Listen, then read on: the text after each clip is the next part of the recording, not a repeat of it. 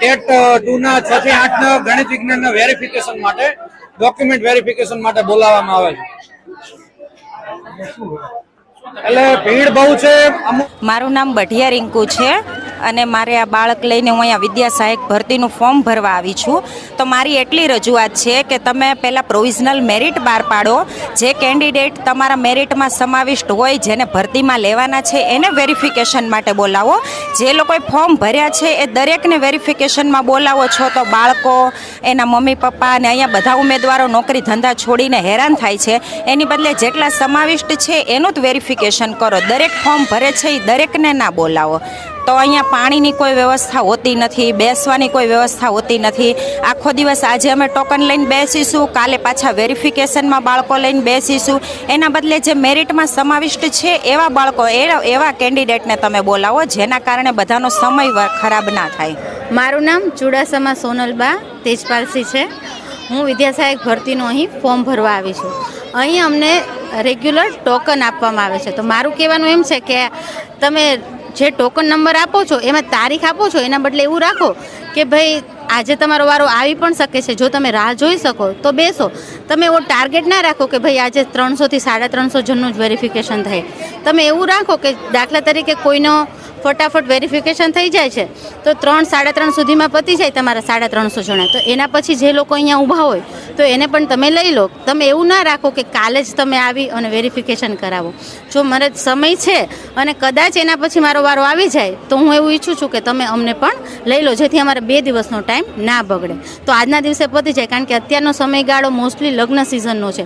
મારે જ પ્રોબ્લેમ છે, મારે છેક ગામડે જવાનું છે। જો આજે મારે પતી જાય તો મારે કાલ સવારે વહેલું નીકળી શકાય। પણ જો કદાચ આજે એવું કે ના તમારો વારો કાલે આવશે તો મારે કેવું થાય કે આજનો દિવસ તો ટોકન માટે બગડ્યો અને કાલનો દિવસ વેરિફિકેશન માટે।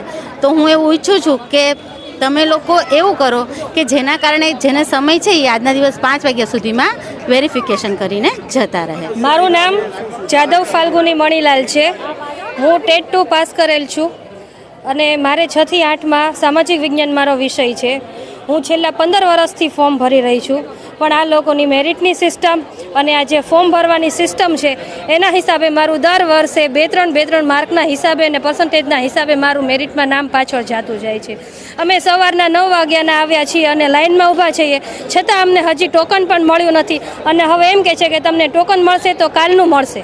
તો વળી પાછું અમે ઘરે છોકરાઓને મૂકીને આવ્યા છીએ, તો અમારે વળી પાછું કાલે આ જ લાઇનમાં ઊભું રહેવાનું છે ને આટલા વાગે જ અમારું ફોર્મ ભરાશે અને ફોર્મમાં હજી ડોક્યુમેન્ટ હજી એ લોકો ચેક કરશે। વળી પાછું કહેશે કે તમારા આ ડોક્યુમેન્ટ ખૂટે છે કે આમાં આ સુધારો કરવાનો છે, તો વળી પાછું અમારે લાઇનમાં ઊભું રહેવાનું છે। તો ચાલો અમે જોબ નથી કરતા અત્યારે, જો અમારે જોબ કરતા હોય તો અમને કેટલી લીવ મળી શકે, અમે કેટલો દિવસ અમારો ટાઈમ આપી શકીએ। તમને શું લાગે છે સરકાર આખા ગુજરાતમાં વેરિફિકેશન અત્યારે કરાવી રહી છે, એવા કયા સૂચનો તમારે છે? જો આપણે ઓનલાઈન ફોર્મ ભરી દઈએ છીએ, એમાં જો આપણા બધા ડોક્યુમેન્ટની આપણે સાચી વિગત ભરીએ છીએ તો જ આપણું ફોર્મ સબમિટ થાય છે। તો પછી આટલી ફરી વખત આ વેરિફિકેશનની લાઈન શા માટે? જેનું સિલેક્શન થાય છે અથવા તો મેરિટ લિસ્ટ તમે મૂકો છો, કટ ઓફ મૂકો છો, પછી જ આ પ્રોસેસ કરાવીને ઓનલાઈન તો સબમિટ કરીએ છીએ ને અમે ડોક્યુમેન્ટ્સ, તો ફીસ પણ ઓનલાઈન પેમેન્ટ થાય જ છે। તો પછી અત્યારે આ મોટી ભીડ અને બધાનો ટાઈમ બગાડવાનું શા માટે? મારું નામ સોલંકી હિરલબેન ભરતસિંહ છે। હું ઠેક ધંધુકાથી આવું છું અને અહીંયા વિદ્યા સહાયકના ફોર્મ ભરવા આવ્યા છીએ, પણ કોઈ પ્રકારની સુવિધા, પાણી, સગવડ કશું નથી અને આટલી મોટી લાંબી લાઈન છે ટોકન માટે કે હજુ 2 કલાક 3 કલાક થયા તો અમારો નંબર નથી આવ્યો અને ટોકન મળશે તો કે કાલનું મળશે। બરાબર, કાલે પાછા લાઈનમાં જ ઊભું રહેવાનું તમારે? એટલે અહીંયા કોઈ રહેવાની ખાવા પીવાની સગવડ નથી, એટલે અમારે તો ધંધુકા પાછું આંટો મારવાનો નહીં કાલ। એટલે એવી સુવિધા કરો કે બારી વધારો કાં ટોકનની બારી વધારો કે જેથી બધાને ટોકન ફરજ મળી જાય અને એક જ દિવસમાં બધા નંબર આવી જાય। બરાબર, 2 વિભાગ રાખો, એમ એવું કંઈક કરો। કરી દીધા હોય ને 6 થી 8નું અલગ, 1 થી 5નું અલગ, પછી સબ્જેક્ટ વાઇઝ બી અલગ કરી દે તો આ લાંબી લાઈન મટી જાય।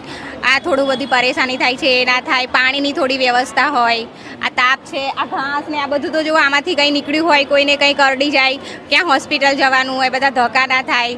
થોડું આ લોકોને સમજવું જોઈએ ને, મેન્ટેનન્સ નામની વસ્તુ તો હોવી જોઈએ ને. થોડુંક તો ધ્યાન આપવું, પ્રાથમિક વિભાગ વાળાએ થોડું ધ્યાન આપવું જોઈએ. કારણ કે કટોરો લઈને એવી ફિલિંગ આવે છે. હું કોઈ લાવી નથી, ઘરે બાળકો હોય નાના, બીજી બધી ઘણી બધી પ્રોબ્લેમ્સ હોય, કોઈ નાના બાળકો હોય, કોઈને બીજી કોઈ પ્રોબ્લેમ હોય, બધું કેટલી પ્રોબ્લેમ હોય. કારણ કે છોકરું નાનું હોય ને તમને એને કલી હારે લઈને 9 મહિનાનું બાળક ઘરે મૂકીને આવી છું. બોલો, અને અમારની ધોળકાથી આવી 4 કલાક ઉભા રહેશું તો એક ટોકન કાલ નો મળશે એમ, તો પછી કાલ પાછો ધક્કો એને પાછું મૂકીને આવવાનું, બધું કેરી કરીને મારા બાળકને એકલું મૂકીને આવવાનું. હવે 9 મહિનાના બાળકને તો માતાની તો જરૂર પડે જ ને. બારીઓ વધારી દે, ટોકનની બારી વધારી દે અને 2 અલગ અલગ વિભાગ રાખે, જેથી એક બાજુમાં આ બાજુમાં જાય, ના બાજુમાં તો ડિવાઈડ થઈ જાય. અને પબ્લિક વિષય વાઇઝ કરી દે ને તો સાવ પતી જાય એમ, 5 દિવસમાં બી પતી જાય વિષય વાઇઝ હોય ને તો. એમને સુવિધા સારી કરી, પણ આટલો બધો ટોકનમાં જો તમે, ભલે ઓલી બારી 4 છે. બસ બગડી ગઈ, બસમાં પંચર પડી ગયું, ઘણા બધા ઇસ્યુ હોય ને ધોળકા ધંધુકા આગળથી આવવામાં, તો પછી 19 તારીખ સુધી જતું રહે. તારે એમ કહેવા માંગી છે કે ડેટ વધારજો પહેલા, આ અસુવિધા ઊભી થઈ છે પણ ડેટ લાંબી કરજો એમ. 19 તારીખે 16 છે, 16 તમે ઓનલાઈન ફોર્મ ભરી શકશો ને અહીંયા સબમિટ કરવાની 19 તારીખ છે, પણ થોડી લંબાવો, 20-25 દાડા તો આપો. આવી સુવિધા નથી કરી તો